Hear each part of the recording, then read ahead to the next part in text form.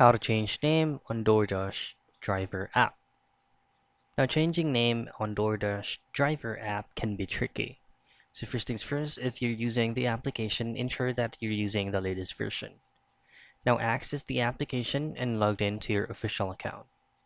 Now to change your name is just located at your account settings at the top left portion of the app.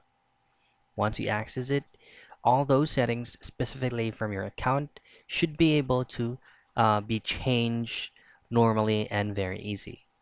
But take note that if you're going to be changing your first and last name, you also need to change the identification that you have submitted on the very first time that you have created your DoorDash driver account. And that's it.